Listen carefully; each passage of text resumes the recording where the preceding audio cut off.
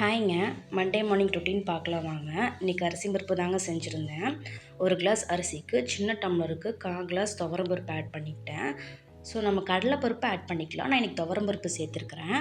So ரெண்டையும் ஒரு பக்கம் ஊற வச்சிடலாம். ஸோ ஊற வச்சுட்டு வெங்காயம் பூண்டு உரிக்கிறதுக்கு ஸ்டார்ட் பண்ணிட்டேன். எனக்கு அது ஊறுறக்கும் இது உரித்து வைக்கிறதுக்கும் டைம் சரியாக இருக்குங்க. அதனால் நான் முன்னாடி ஊற வச்சுருவேன். ஸோ இந்த அளவுக்கு சின்ன வெங்காயமே பூண்டு எடுத்துக்கிறேன்.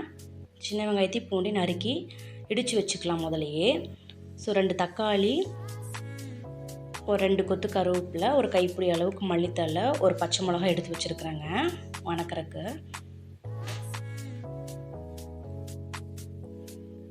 இப்போ பூண்டை வந்துட்டு ஒரு 10 பல் பூண்டு போல் நல்லா இடித்து சேர்த்துக்கலாம். இந்த மாதிரி இடித்து வச்சுக்கோங்க. இப்போ குக்கரில் நான் கடலெண்ணெய் தாங்க யூஸ் பண்ணியிருக்கிறேன். ஸோ ஒரு 3 ஸ்பூன் கடலெண்ணெய் யூஸ் பண்ணிக்கலாம். நல்லா வாசனையாக இருக்கும். கொஞ்சம் கடுகு, 1 ஸ்பூன் உளுந்து பருப்பு ஆட் பண்ணிக்கிறேன். கடலைப்பருப்பு சேர்த்துக்கலாங்க, நான் உளுந்து ஆட் பண்ணியிருக்கிறேன். வரமிளகாய் கிள்ளி போட்டுக்கோங்க. கொஞ்சம் கருவேப்பிலை, நம்ம இடித்து வச்சுருக்கிற பூண்டு ஆட் பண்ணி நல்லா வணக்கி விட்டுக்கலாம். ஸோ சின்ன வெங்காயம் ஆட் பண்ணிக்கிறேங்க. பெரிய வெங்காயம் சேர்த்துனிங்கன்னா தண்ணி விட்ட மாதிரி ஆயிருங்க சாப்பாடு. ஸோ சின்ன வெங்காயமே மோஸ்ட்லி யூஸ் பண்ணிக்கலாம். ஒரு பச்சை மிளகாய் போட்டு வெங்காயம் நல்லா வணங்கி வரணும். தக்காளி ஆட் பண்ணிக்கிறேன். நல்லா கிளறி விடுங்க. ஸோ தக்காளி வணங்குறதுக்கு கொஞ்சம் உப்பும் பெருங்காயத்தூள் இப்போ ஆட் பண்ணிக்கலாம். ஸோ எல்லாம் சேர்ந்து எண்ணெயில் நல்லா வணங்கி மசிஞ்சு வரணுங்க. அப்போ தான் சாப்பாடு நல்லா உதிரி உதிரியாக டேஸ்ட்டாக இருக்கும். இப்போ கொஞ்சம் மஞ்சத்தூள், 1 ஸ்பூன் குழம்பு மிளகாத்தூள் ஆட் பண்ணிக்கிறேன். நான் எடுத்துருக்க 1 கிளாஸ் அரிசிக்கு 3 கிளாஸ் தண்ணி சேர்த்துக்கிறேங்க. இப்போ ஒரு சைடு 3 பல் பூண்டு, கொஞ்சம் ஜீரகம், கொஞ்சம் மல்லி, கொஞ்சம் மிளகு, கொஞ்சம் சோம்பு, இது எல்லாத்தையும் நல்லா இடித்து வச்சுக்கோங்க. இது என்னென்னா அரிசி பருப்புக்கு ஒரு சீக்ரெட் மசாலா மாதிரி நான் இதான் ஃபாலோ பண்ணுறேன். ஸோ தண்ணி நல்லா நுரக்கட்டி வந்துருச்சு. தண்ணி கொதிக்கிறப்போ நம்ம இடித்து வச்சுருக்கிறது தண்ணியில் சேர்த்துக்கணுங்க.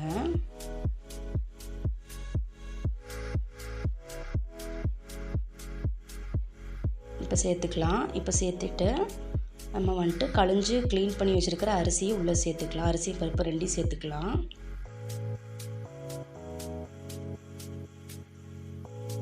நல்லா கொதிச்சு வரணுங்க. அரிசியும் பருப்பு நல்லா ஒரு 10 மினிட்ஸ் கிட்ட நான் இந்த மாதிரி கொதிக்க விட்டுட்டேன்.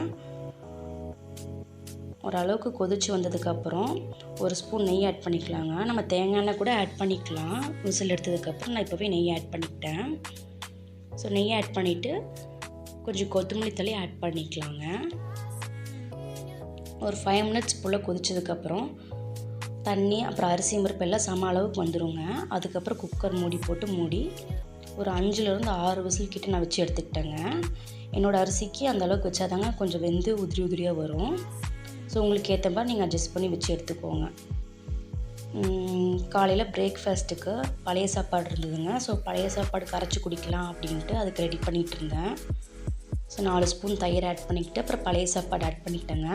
தண்ணி ஊற்றி நல்லா கரைச்சிட்டு கொஞ்சம் உப்பு போட்டு சின்ன வெங்காயம், விதை எடுத்த பச்சை மிளகா, ஒரு 5லேருந்து 6 கருவேப்பிலை, கொஞ்சம் கொத்தமல்லி தழை போட்டு நல்லா பிணைஞ்சு எடுத்துக்கிட்டேங்க கையிலேயே. நல்லா இருந்துச்சுங்க காலையில் சாப்பிட்றப்போ. என்றைக்கோ ஒரு நாள் சாப்பிட்றப்போ நல்லா சூப்பராக எனர்ஜியாக இருக்கும். ஸோ சைட் டிஷ் அரிசி பருப்புக்கு உருளைக்கிழங்கு ஃப்ரைங்க. வழக்கம் போல் எண்ணெய் ஊற்றி கடுகு, உளுந்து பருப்பு, கருவேப்பிலை, சின்ன வெங்காயம் சேர்த்து உருளைக்கிழங்கு சேர்த்துக்கிட்டு கொஞ்சம் மசாலாவுக்கு மஞ்சத்தூள், மல்லித்தூள், வரமிளகாத்தூள், ஜீரகத்தூள் சேர்த்துக்கிட்டேங்க. கொஞ்சம் உப்பு போட்டு நல்லா வணக்கி விட்டு அந்த எண்ணெயிலே ஃப்ரை ஆகி வரட்டுங்க. நான் இந்த தடவை தண்ணி தொளிச்சு நான் வேக வைக்கல, எண்ணெயிலே ஃப்ரை பண்ணி வேக வச்சு எடுத்துக்கிட்டேன். ஸோ இன்றைக்கி மாவுக்கு ஊற வைக்க வேண்டியதாக இருந்துச்சு. அதுக்கும் சைடில் ஊற வச்சுருக்கிறேன்.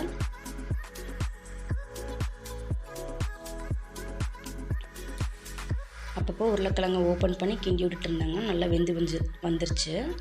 ஸோ இங்கே பாருங்கள் அரிசி பருப்பு எப்படி வந்துட்டு உதிரி உதிரியாக வந்திருக்குதுன்னு பாருங்கள். ஸோ டிஃபன் பாக்ஸ் பேக் பண்ணியாச்சு ஹஸ்பண்டுக்கு. அதுக்கப்புறம் எங்கள் வீட்டு குட்டிக்கு மாம்பழம்னா ரொம்ப பிடிக்கும். ஸோ அவனுக்காக 2 தண்ணியில் ஊற வச்சுட்டு அதுக்கப்புறம் அரைஞ்சி கொடுப்பேங்க. வீடியோ பிடிச்சிருந்தா சப்ஸ்கிரைப் பண்ணி லைக் பண்ணுங்கள்.